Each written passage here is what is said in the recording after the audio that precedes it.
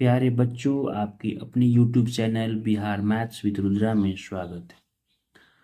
बच्चों, आज की क्लास में हम लोग बिहार बोर्ड कक्षा 10वीं गणित की प्रश्नावली 2 के टॉपिक किसी बहुपद के शून्यकों और गुणांकों में संबंध स्थापित करना जानेंगे और शून्यक ज्ञात करना भी सीखेंगे। तो आइए देखते हैं। किसी बहुपद के शून्यकों और गुणांकों में संबंध स्थापित करना। आइए एक द्विघात बहुपद को देखते हैं। द्विघात बहुपद px बराबर 3x² प्लस 5x माइनस 2 पर विचार करते हैं। इसमें हम देख रहे हैं कि इसमें जो a वाला पहला पद वो a है 3x² है, b है 5x और c में -2 है। इसमें मध्य पद जो है आपका 5x दिख रहा है। मध्य पद को अगर हम विभाजित करते हैं तो देखते हैं क्या इस कैसे करते हैं इसको। तो a में c से हम गुणा करते हैं, a और c गुणा करते हैं। 3 दूनी 6x², गुणा करने पर 6x²। और यहाँ ये जो चिन्ह बता रहा है ये बताता है कि चिन्ह ये इसको घटाने पर लाना है 5x की जोड़ने पर। अगर यहाँ जोड़ का चिन्ह है तो जोड़ने पर, और घटाव का चिन्ह है तो घटाने पर। यहाँ घटाव का चिन्ह है, घटाने पर 5x लाना है और गुणा करने पर 6x² लाना है। ऐसा संख्या हम ढूंढते हैं और संख्या में क्या प्राप्त होती है। तो संख्या में प्राप्त होती है 6x और 1x। अब आप कहेंगे कि 1x, कभी भी बच्चों 1x 1y 1z नहीं लिखते हैं, सिर्फ x y z लिखते हैं। इसके पहले एक क्या होता है, छुपा होता है। तो यहाँ संख्या मिला एक 6x और एक x। 6x में x घटाएंगे तो 5x हो जाएगा, और 6x में x से गुणा करेंगे तो 6x² हो जाएगा। जो जो हमको पता करना था वो हमको मिल गया है। तो आइए मध्य पद हमारा कितना है, तो 5x लाना है। इन दोनों को गुणा करने पर कितना लाना था, 6x² और घटाने पर 5x। px बराबर 3x² प्लस 5x माइनस 2 है। तो इसमें शून्यक के लिए जब शून्यक निकालना है हमको तो लिखेंगे शून्यक के लिए। और शून्यक के लिए जब चलेंगे तो हम लिखेंगे 3x² प्लस 5x माइनस 2 बराबर 0। इसमें 0 लगा देंगे। अब इसे शून्यक निकालेंगे। शून्यक हम लोग क्या संख्या मिला था निकालने के लिए, घटाने पर 5 और गुणा करने पर 6x²। तो संख्या मिला एक 6x एक x। अब बच्चों आप लोग को यहाँ दिक्कत होगा कि यहाँ कौन सा चिन्ह दें। तो जब भी घटाने पर कहे, घटाने पर तो एक चिन्ह प्लस होगा और एक चिन्ह माइनस होगा। हुआ एगो चिन्हवा प्लस में हो, एगो चिन्हवा माइनस में। चाहे एगो चिन्हवा माइनस में हो, एगो चिन्हवा प्लस में हो। ठीक है। अब जोड़ने पर अगर आप देखेंगे तो दोनों चिन्ह प्लस में होगा या दोनों चिन्ह माइनस में होगा। यानी यहाँ बताएगा घटाने पर, घटाना अगर रहेगा तो एक चिन्ह होगा प्लस में, एक चिन्ह होगा माइनस में। एक चिन्ह होगा माइनस में तो एक चिन्ह होगा प्लस में। अगर यहाँ जोड़ रहता, प्लस रहता, तो आपका एक चिन्ह होता, दोनों चिन्ह प्लस में होता या दोनों चिन्ह माइनस में होता। आपको समझ में अभी आ रहा होगा कि कैसे पता करें कौन सा चिन्ह प्लस में होगा और कौन सा चिन्ह माइनस में होगा। देखिए बच्चों, अगर यहाँ घटाना है, घटाने पर देखना है, तो जो चिन्ह यहाँ पे रहेगा मतलब बी के पहले, वही बताएगा कि ये प्लस होगा कि माइनस होगा। दोनों प्लस होगा। और घटाने का चिन्ह है तो यहाँ प्लस है तो एक प्लस हो जाएगा तो एक माइनस हो जाएगा। और यहाँ पे यहाँ जोड़ का चिन्ह है, अगर यहाँ प्लस है दोनों प्लस, अगर यहाँ जोड़ का चिन्ह है यहाँ माइनस है दोनों माइनस। यानी जब भी यहाँ जोड़ बताएगा तो ये चिन्ह बताएगा, अगर यहाँ प्लस है और यहाँ भी प्लस है तो दोनों चिन्ह प्लस हो जाएगा। अगर यहाँ प्लस है और यहाँ माइनस है तो भी दोनों चिन्ह क्या हो जाएगा, माइनस हो जाएगा। मतलब अगर जब भी जोड़ने का रहे तो दोनों चिन्ह बराबर हो जाएगा, दोनों प्लस में होगा या दोनों माइनस में। जब घटाने पर होगा तो एक चिन्ह अगर यहाँ प्लस होगा तो अगला वाला माइनस, अगर यहाँ माइनस होगा तो अगला वाला प्लस।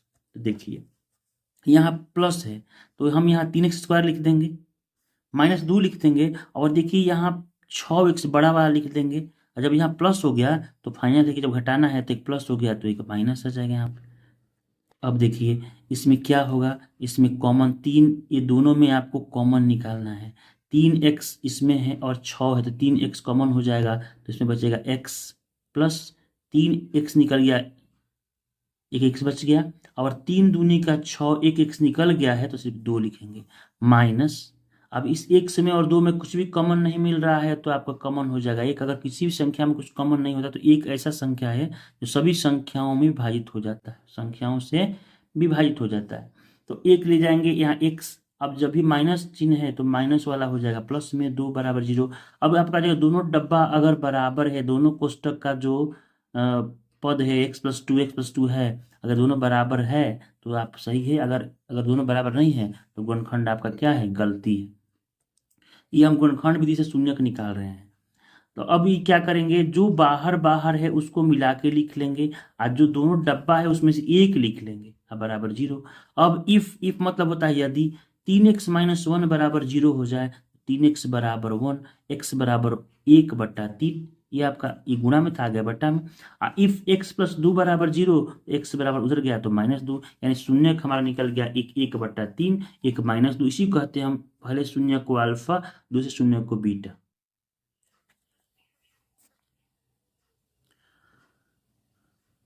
अब शून्यकों और गुणांकों के बीच संबंध को सत्यापित करना सीखते हैं। देखिए पहला आप समीकरण देखिए, बहुपद देख लिए 3x² + 5x-2, ठीक है। तो इसमें आप क्या करेंगे, इस शून्य को योग, जो हमारा शून्य के हो गया 1/3, 1 -2, इसका शून्यों का योग करेंगे तो 1/3 + -2, 1/3 - 2, नीचे 1, इसका एलसीएम हो जाएगा 3, 3 का 3 तो एक बार, 1 3 या 3, 2 3 या 6, तो ये आपका हो जाएगा -5/2। इसको लिख लेंगे बराबर, और ये माइनस बाहर करके 5 करके बट्टा में 2 कर देंगे। इसका सूत्र होता है -b/a। आप देख सकते हैं यहाँ, देखिए ये b का मान आपका 5 है, देख लीजिए, और a का मान 3 है, सॉरी यहाँ 5/3 होगा, 3 है ये, आ गया -b/a। इसी कहते हैं, ये किससे गुणांक है, तो x से गुणांक है तो लिख देंगे माइनस कोष्ट में x का गुणांक, अब बट्टा में जो a है वो 3 है। देखिए ये किसके साथ आया है, तो 3 जो है x² के साथ आया है, लिखेंगे x² का गुणांक। अब फिर लिखेंगे शून्यकों का गुणनफल अल्फा इंटू बीटा। अल्फा का मान है 1/3 और बीटा का मान है -2, गुणा करेंगे ऊपर से ऊपर, नीचे से नीचे, -2/3। ये आपका सूत्र होता है शून्य गुणनफल का, होता है c/a, याद रखना है बच्चों। मूलों का योगफल -b/a और गुणनफल c/a। तो c जो है हमारा, आप इसमें देखिए जो c है वो क्या है, -2 है, तो आपका -2 क्या मिल गया है, एकदम मिल गया है। c अचर पद है, इसको अचर पद कहेंगे। और जो a है वो x² गुणांक है, a है, तो a बराबर 3 x² गुणांक, और ये हम लोग का सिद्ध हो गया। ऐसे ही हम लोग को शून्यकों और गुणांकों के बीच संबंध की सत्यता की जांच करनी है अगले प्रश्नावली जब हम पढ़ेंगे बनाएंगे तो। अब देखिए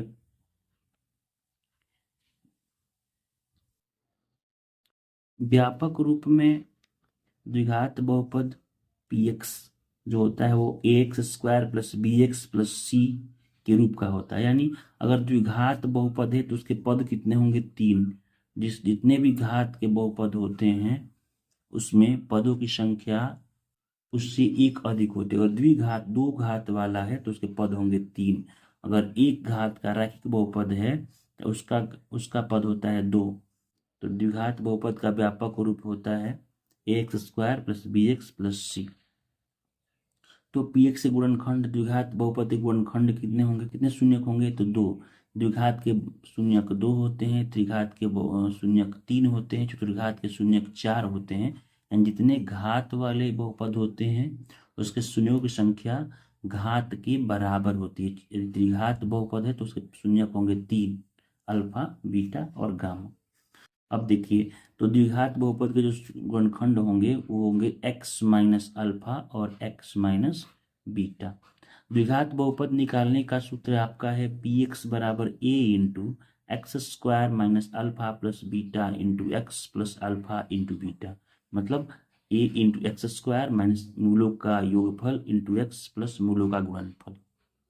तो हम उम्मीद करता नहीं कि तू लोग के बबुआ अच्छा समझ आवत होगी। अगर समझ ना आवत होगी तो तू लोग कमेंट करिए, फिर से हम तुम लोग खातिर वीडियो बनाएं जना से तुम लोग के पूरा अच्छा समझ में आ जाए। तो चलिए, अल्फा और बीटा यूनानी भाषा के अक्षर हैं जिन्हें क्रमशः ये अल्फा है, ये बीटा द्वारा उच्चारित किया जाता है, तथा एक और अक्षर है, ये देखिए ये वाई जैसा है, इसे गामा से उच्चारित करते हैं। द्विघात बहुपद पी एक्स बराबर A X square plus B X plus C बराबर 0, जहाँ ए ये 0 नहीं होना चाहिए, क्योंकि अगर जैसे ये 0 हो जाएगा तो ये द्विघात बहुपद नहीं हो पाएगा, ये रैखिक बहुपद हो जाएगा। शून्यक अल्फा बीटा हो तो मूलों शून्यकों का योगफल होता है माइनस बी बट्टा ए। और अभी आप लोगों को हम बताए थे शून्यकों का शून्यकों का योगफल और गुणनफल हम लोगों ने निकाला था, तो इसमें हम गुणांक का दिखाए थे, तो वही सूत्र है इसका।